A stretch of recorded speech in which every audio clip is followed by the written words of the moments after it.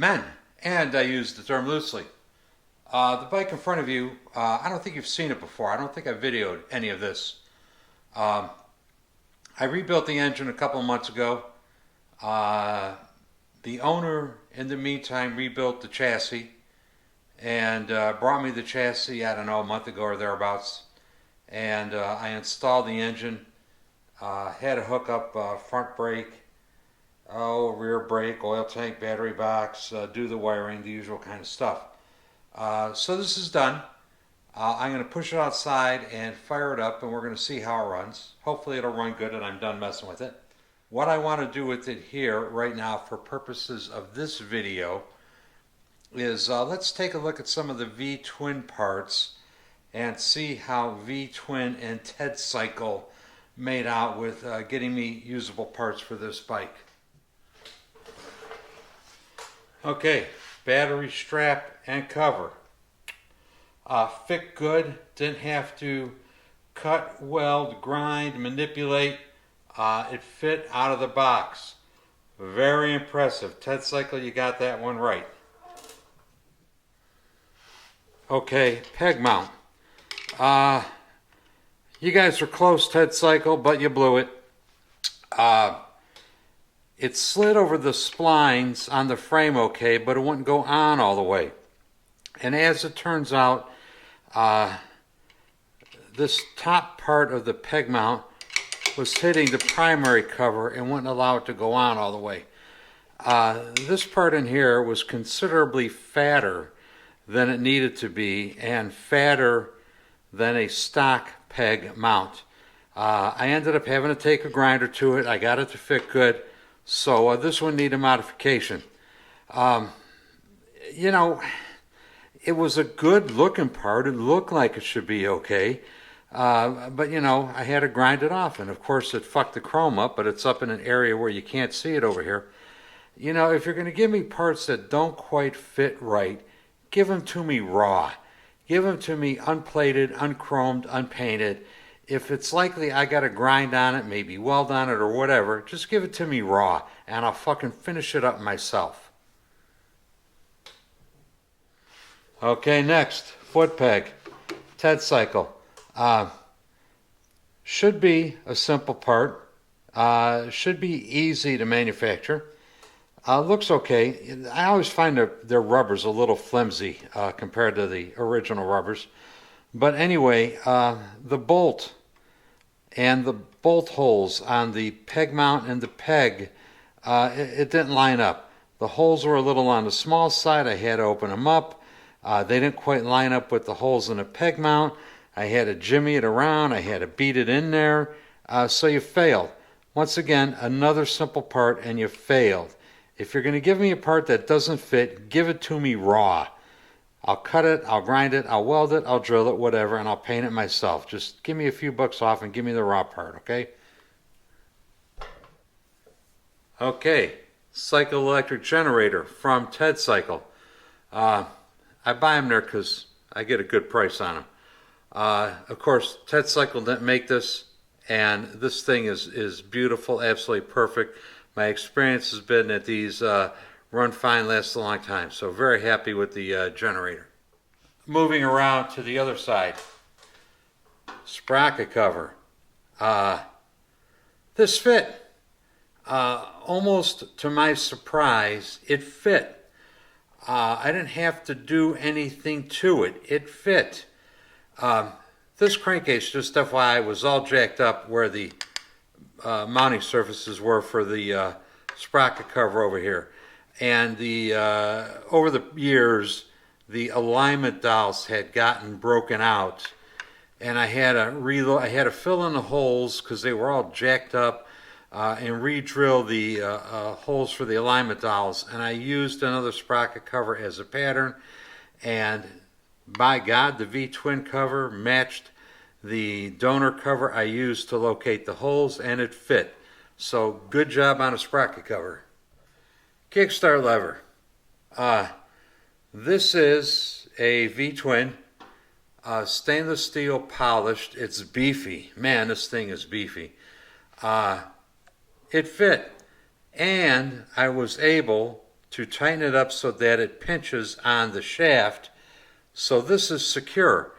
I do have one beef with this thing. The bolt they give you wasn't long enough.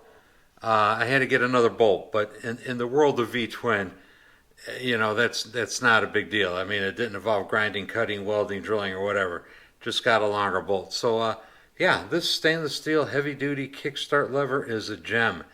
The groove in here is long enough to allow flexibility so it will pinch together. And if you could see the back side, it's like a V on the back. It's much wider on the back than it is on the front. And they must have used a large diameter cutoff wheel to go in and cut this out because, the groove ends over here, but on the back side, the groove ends up here because of the radius of the cutoff wheel used to cut the slot in here. So happy with that. Kickstart pedal, also V-twin. It fit. Didn't have to cut, didn't have to grind. Very happy with that. It worked good. Right side peg mount. It fit. Didn't have to cut and grind to get it to fit. It fit good. So very happy with that. Footpeg.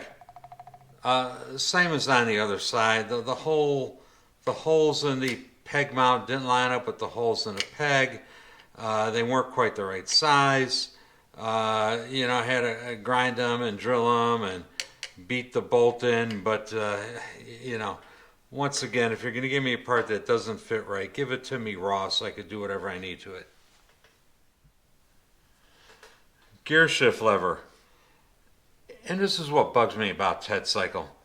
Looks like a nice part. I mean, the finish on the chrome looks pretty good, but it didn't fit worth the flying fuck.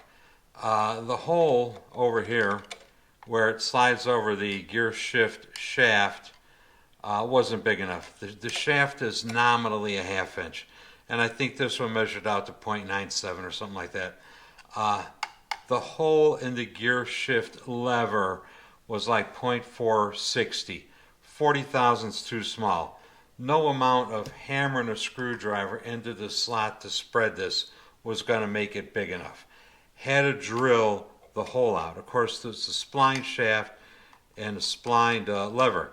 Well, when you drill it out to make it big enough to fit over the splines on the shaft, guess what? There's no splines left on the lever.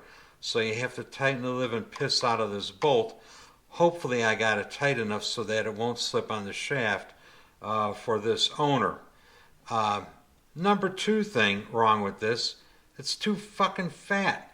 This width over here, it's about a 3/16 of an inch wider than the stub shaft sticking out of the cam cover. I'm sure they wanted to make it beefy, but the beefy is not helping the part right now. This is the second one of these in a row I got from V-twin, and I was leery of buying it because the first one was fucked up too. The first one I got from V-twin, it's like a year ago. This dog leg over here was in this area, so it would not work with the cone motor because this part of the shaft was straight and it would hit the cone. So they fixed that apparently, but they fucked it up in another spot. So a gear shift lever, fail. Breather tube. That fit.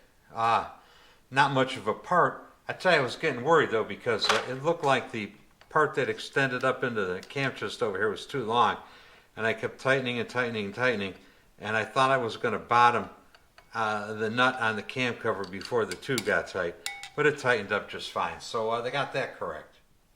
This will be the last major part for this bike that I want to talk about. S&S Carbon Air Cleaner. Of course, V-twin didn't make it. They just supplied it from S&S. And once again, I get this stuff from V-twin because I get a little bit of a discount on them. So anyway, that's it. So V-twin was about 50-50 as far as serviceability of their aftermarket parts is concerned. I don't like buying parts that require a lot of engineering because the parts that don't require a lot of engineering, they can't get fucking right. But anyway, I guess you can make out okay on them if you plan on, grinding, welding, cutting, repainting, redrilling, moving a hole, moving a slot, whatever. So this bike is ready to go. It's got oil, trans fluid. I got to put some gas in it. I'm going to pull this outside and fire it up for the first time, and let you all take a listen. Back soon. All right, just put gas in it. This is honestly the first attempt to fire it up. Let's see what happens.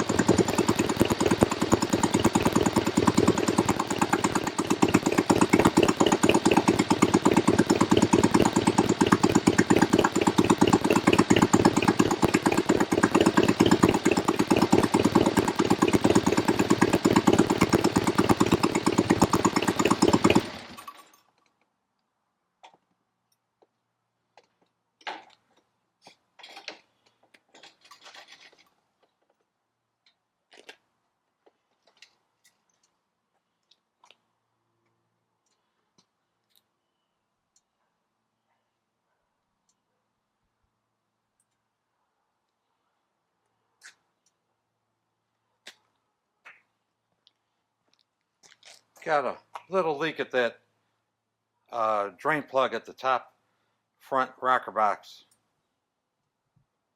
Other than that, seems to run real good.